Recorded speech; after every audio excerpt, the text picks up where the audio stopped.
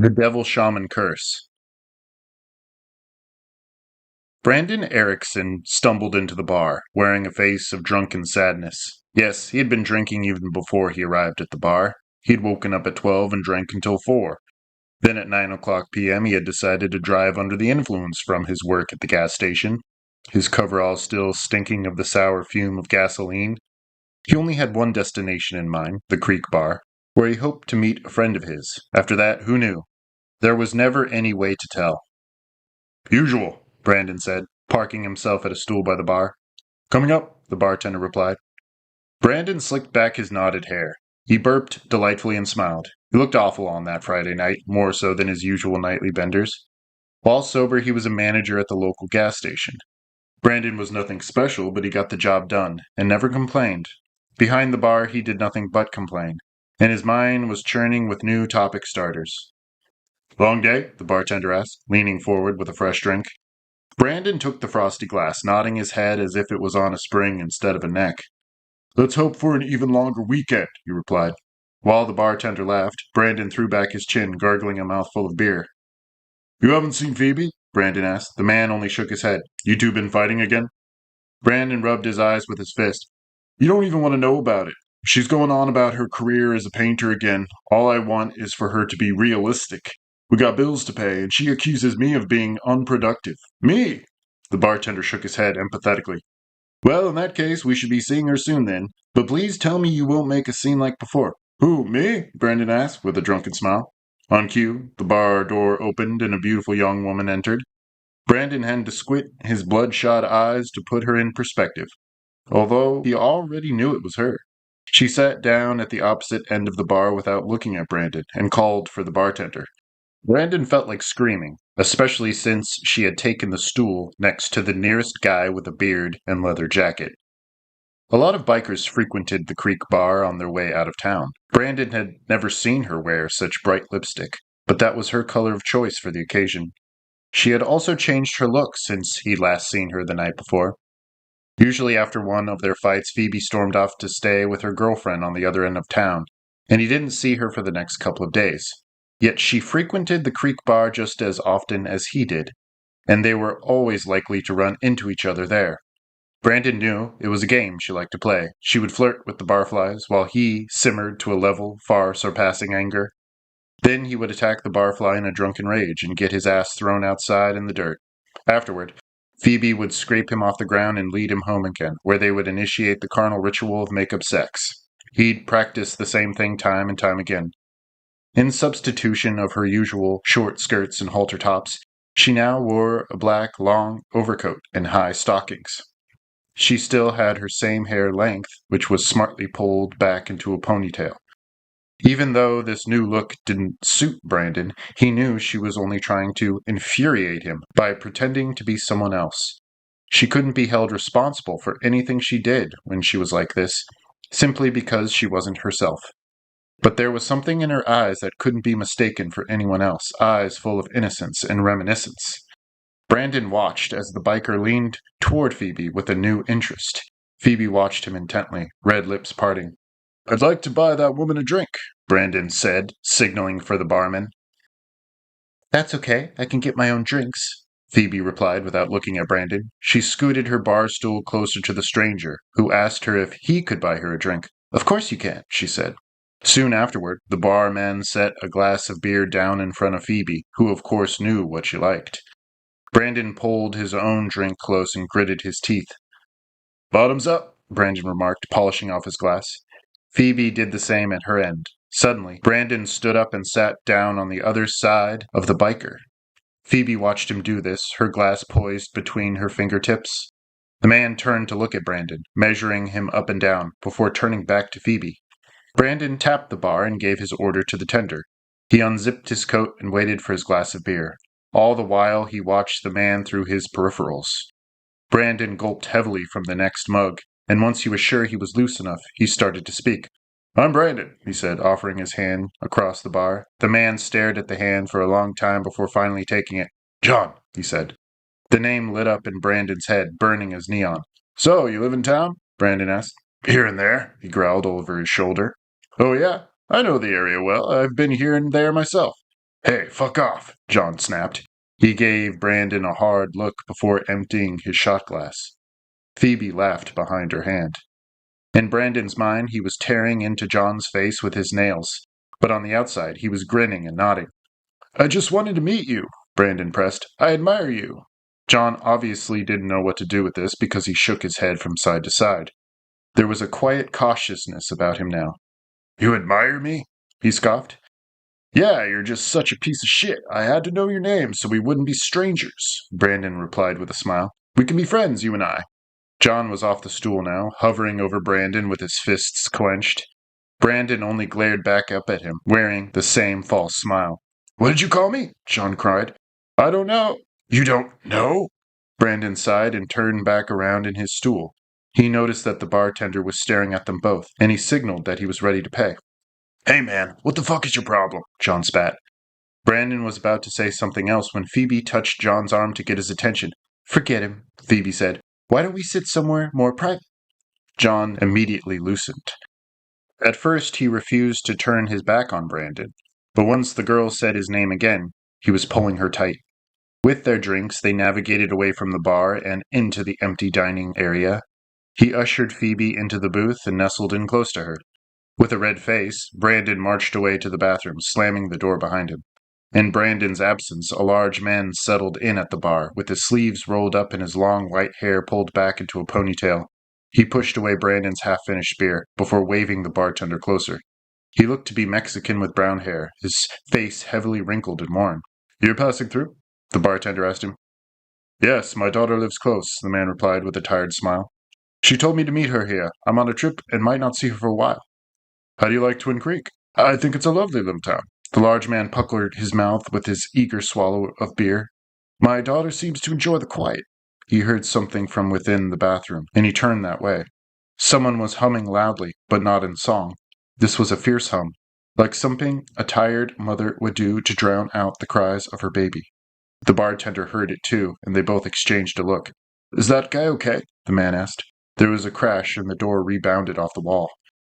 Brandon emerged with his face and hair soaking. His eyes were focused directly on John and Phoebe.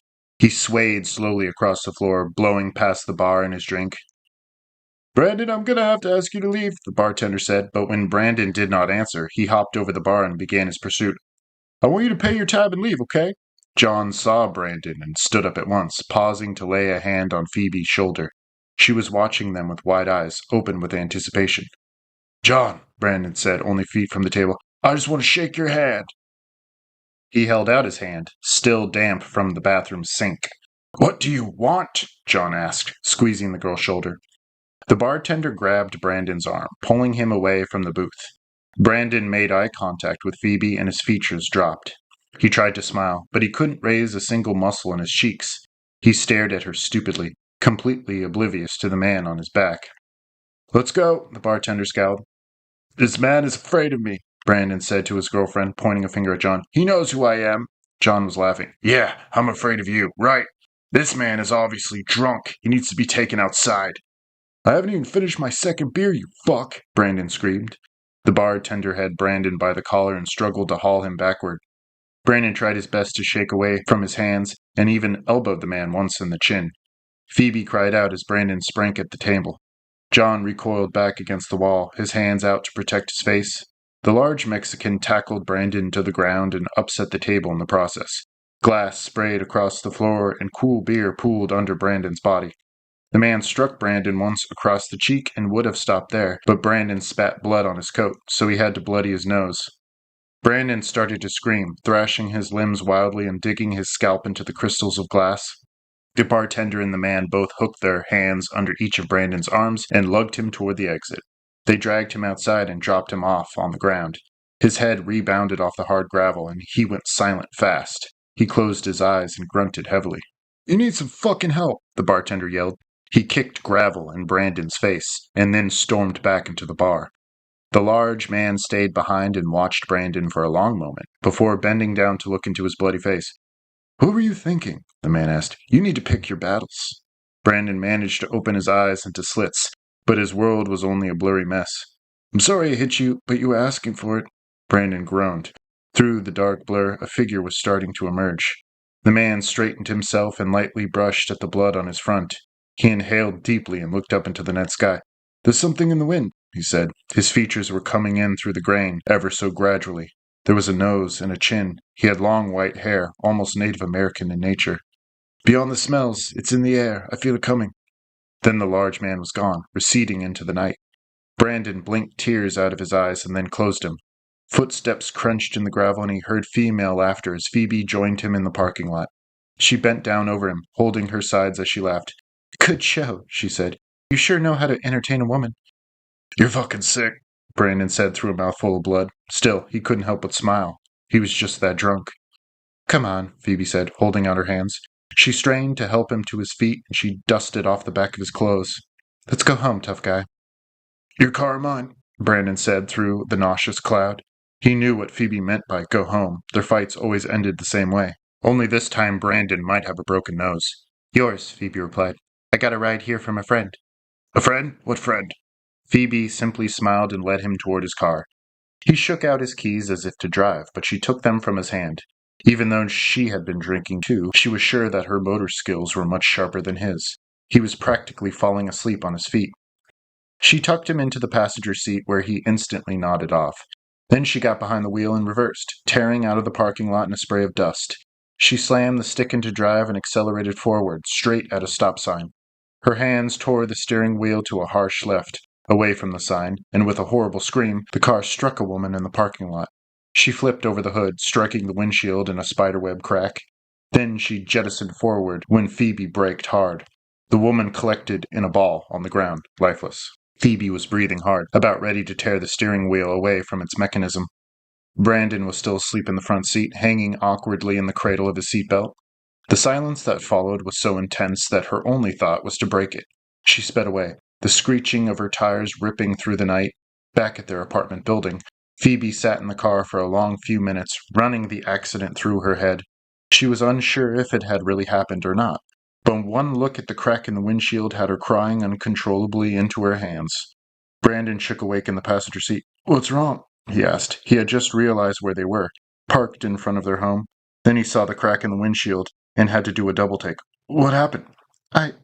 She began. "You crashed the car?" he cried suddenly, sitting up in his seat. He sounded completely sober for the first time that day. "What'd you hit?" "A woman," Phoebe sobbed. "Jesus Christ, is she all right?" Phoebe blinked back at him through a screen of tears. Her red lips twitched with the beginnings of bad news. "I don't know." "You don't know? You fucking left her there?" "I didn't know what to do," she argued. Her tone pleaded for Brandon to understand. "It happened so fast. I shouldn't be driving anyway if you hadn't drank so much." "We need to go back." Brandon shook his head violently, as if he thought that would wake him up from his nightmare. He stumbled out of his seat to look at the damage to the front of his car. A long string of curses followed. Phoebe got out to approach him. "We can't go back. She's probably in the hospital already." "Then that's where we're going," he mumbled. He held out his hands for the keys. She held them tight. "There's nothing we can do there. Why would we go?" "I don't know. Just give me the fucking keys." At this last outburst, she surrendered the keys, and they quickly switched seats. With a focused conviction Phoebe had never seen before, Brandon drove the car out of the complex and into the main street. They turned off on Medical Avenue, winding up the hill toward the only hospital in Twin Creek. They parked near the ER and hurried through the automatic doors. They squinted in the bright fluorescent lighting. Judging by the streaks of blood down Brandon's front, the others might have assumed he was there to be seen. Brandon approached the front counter and the woman eyed him carefully, ready to ask him for his name. "Was there a woman who came in here?" Brandon stammered. "She was in a car accident." "I'm sorry, I don't have any information for you," the woman replied. "If you have her name, I can get back to you. If you'd sit down." "I don't have her name." "Well, I don't know. She was dark-skinned," Phoebe said. "She looked Spanish, or—" The double doors leading into the emergency room opened and a large man stepped out, moaning under his breath. Brandon immediately recognized him as the man who had bloodied his nose at the bar. His white hair was bright in the fluorescence like a clean mirror. The large man recognized Brandon as well. He stopped, blinking tears out of his eyes. "You," the man snapped. "I saw you speed away. You hit my daughter." "No!" Brandon looked around at all the faces in the lobby, now focused on him. "That wasn't us. We went after the guy who did this. That's why we came here, to see if she's—" "She's dying," the man roared. "And if she dies, I will see you pay. I will see this entire town answer for her death." The woman behind the counter cleared her throat. Sir, I have to ask you, under the order of the Yaqui Devil Shaman of Mexico, I promise you hell on earth. The man's eyes widened and glinted with a hidden spark that quickly caught fire. He pointed a finger at Brandon's chest. And the dead will walk and set fire to their own town. The spirits will follow you home tonight as a reminder of my promise. Phoebe tugged on Brandon's sleeve, gravitating toward the exit. Brandon relented a few steps. He stared into the Mexican man's eyes, which hadn't stopped burning, and whose finger hadn't stopped pointing. And you both will die last, he finished, lowering his arm. He started to breathe hard, catching himself against the counter. Someone screamed and rushed to catch him as he almost fainted. As a group of concerned citizens crowded around him, Phoebe and Brandon took their opportunity to sprint outside, making a beeline for the car. Back in their apartment, Brandon sat down heavy and silent in an overstuffed chair. Phoebe paced the room, still dressed in her coat and her makeup running into a colorless shade across her face like a shroud. I bet she lives, Brandon assured her, although this did not stop her pacing. You weren't driving that fast, only out of the parking lot. He didn't see her on the ground, Phoebe replied. She didn't even move. Damn it, Phoebe, why? Brandon's statement was cut short by a terrible clatter in the kitchen. They both ran into the little nook, expecting to see that something breakable had fallen off its perch. With that respect, they were correct. Every drawer and cabinet was wrenched open with all its contents spilled across the floor. The destruction remained on the kitchen linoleum in the form of glass fragments and broken pieces of pottery. They exchanged perplexed looks. Phoebe backed away slowly out of the kitchen and turned on the television, switching feverishly through the channels for a news report about their hit and run. Amazingly, they didn't find anything on the news, either to confirm or invalidate the death of the poor woman. They spent most of their night in front of the TV, waiting like strained muscles for the bad news, but it never came. Under a silent, unspoken fear, they did not return to the kitchen or attempt to clean up. A few times in the night, under the glow of the television set, they heard footsteps behind them on the floor, but they would always turn to find nothing. Some time later, they both fell asleep on the couch, coming in and out of agitated dreams of fire and strangers in their apartment. There was an unmistakable feeling of being watched, and Brandon thought he saw a figure standing outside on their terrace, just beyond the sliding glass door. The figure was smiling with a mouthful of sharp teeth, eyes burning like two flames, before it disappeared in a blink of his eye. Strangely, Brandon thought the figure looked a lot like him, especially with the black work uniform. He fainted down into a dark pit of unconsciousness. In the early morning he wrestled out of his sleep with a surprisingly clear head. It was still dark outside, with an abundance of dark clouds on the horizon. Phoebe was still fast asleep in front of the running television, which had long ago switched over to a string of infomercials. Standing up, he decided he would rush back to the hospital before the sun came up to check on the woman. All he wanted was to see her face and see that she was still alive. There was nothing more he could think about. He didn't bother to change before he scrambled to the door, reaching for his keys on the kitchen table. They were right where he'd tossed them, but nothing else was right. Phoebe's vase was situated upside down, all the water pooling on the floor, and the flowers were washed up on the carpet like shriveled fish. He also noticed that all of the paintings in the house, the portraits Phoebe had painted herself, were hanging upside down like crooked windows. Brandon quickly thought twice about the keys before rushing out the door in a panic. It wouldn't be wise to arrive at the hospital anyway with a wrecked car. He would take the bus instead. With his heart lodged in his throat, Brandon prayed that it wasn't too late.